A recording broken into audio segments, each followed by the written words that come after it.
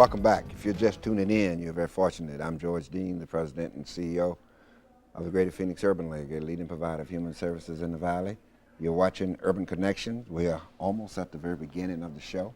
And in fact, I'm going to take this time to introduce some of my guests for this week. Not all of them, but I got a couple of them that I'm going to do. Sitting next to me is Hildy Sazo. Hildy Sazo. Okay, I blew that to start with. But she is a board member of a group called Citizens of Arizona to Prevent Gun Violence. And she's also a criminologist by profession and works for the U.S. Department of Justice. And sitting next to Hildy is David Carey. And David is a young man that was a victim of some gun violence some years ago that we'll get into a little bit later on. But welcome both of you to Urban Connection. Thank you. And Hildy, let's start with you and talk a little bit about Citizens of Arizona to Prevent Gun Violence. Tell us a little bit about it. Well, Citizens of Arizona to Prevent Gun Violence, or CAP Gun Violence for short, is a grassroots organization. We work with all segments of the community to really to try and prevent gun violence, to learn the extent of the problem, to educate the community, and to put into place programs and policies which can stop the devastating trends that we've been seeing in the gun violence problem, both nationally and here in Arizona. Okay, let's talk about trends. How serious is the problem here, especially here in Arizona? Well, here in Arizona, we have a very serious gun violence problem, and we need to be facing up to the facts. And we seem to have a bit of a tough time doing that. Here are some of the facts. First of all, Arizona has one of the highest rates of gun violence in the nation. In 1997, Arizona ranked 5th out of all 50 states in the rate of gun-related deaths.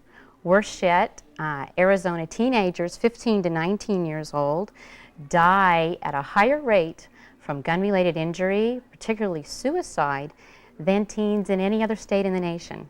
Arizona's number one in teen deaths from suicide? 15 to 19 years old, yes. Wow. And gun-related injuries overall. Okay. Now, to focus a minute just on the African American community, which is a bit of an interesting issue because there's about 3% of Arizona's population is African American. So the numbers are actually quite small in the impact on this community, but there really is quite an impact anyway. What we've seen is that in the 2 years, 1997 and 98, about 88 African Americans died from gun violence. Another 125 people were shot but survived. So there's a tremendous impact not only on the victim, but on their families, their coworkers, their friends, and even on the greater community. Also, among all the ethnic groups in Arizona, African Americans have the highest rate of gun-related deaths. In 1998, the rate for blacks was about 33 gun deaths per 100,000 persons. That compares to 22 for Hispanics and 19 for whites. Also among African Americans, about 80% of gun-related deaths, or most of them, are involved from homicide, whereas contrast that with the vast majority of gun-related deaths for whites involve suicide. So the impact of gun violence really varies across communities, which the implications are that we need different types of solutions depending on the problem in different communities. What's causing this? I mean, I'm trying to get a handle on what's guns are causing it, but there has to be a reason why there's such a heavy use among African Americans as compared to the other groups and so forth. Well, there's a whole lot of reasons we could talk about related to gun violence. One in particular I just wanted to bring up, and we can get into some of the others. But there was just a 15-month investigation by the Bureau of Alcohol, Tobacco, and Firearms, or ATF, of gun shows in Arizona. And what they found is that we have a terrific gun trafficking problem here in this state, particularly at gun shows. And that they found in a 15-month period, they arrested 31 persons for illegal gun sales. They seized over 1,500 crime guns. Wow. Now, what that means is that criminals and people of any age, including those underage, can walk into a gun show very anonymously and purchase a gun without any fear of a background check.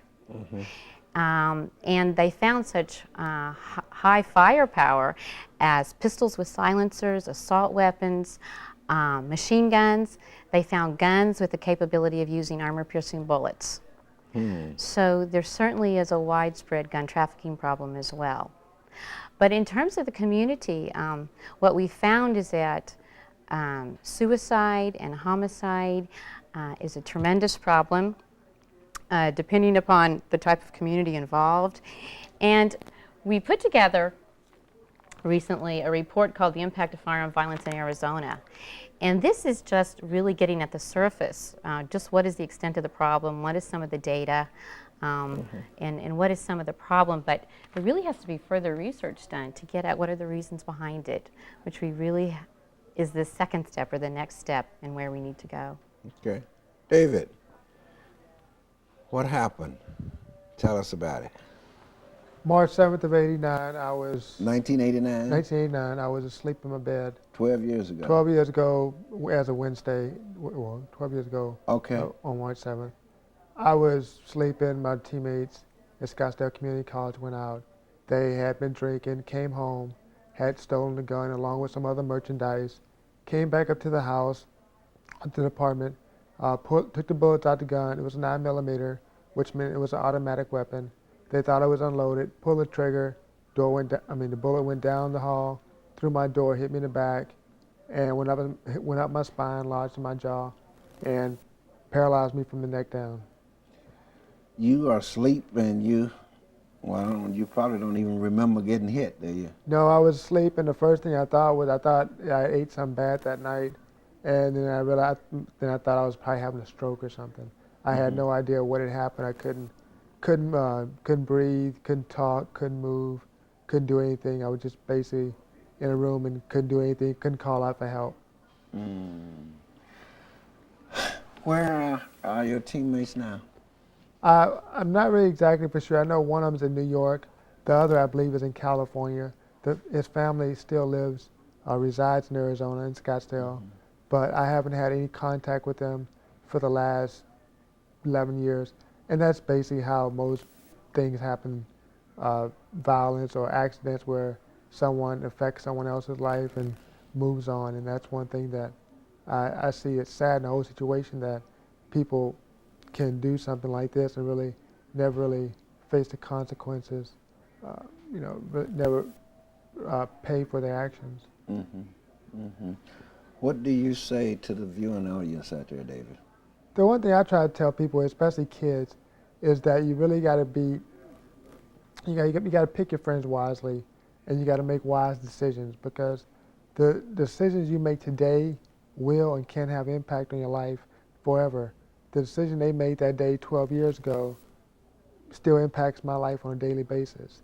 I still wake up and I can't move I can't move my legs or my arms. So the things they did that night, I'm still facing the consequences of their actions. Okay.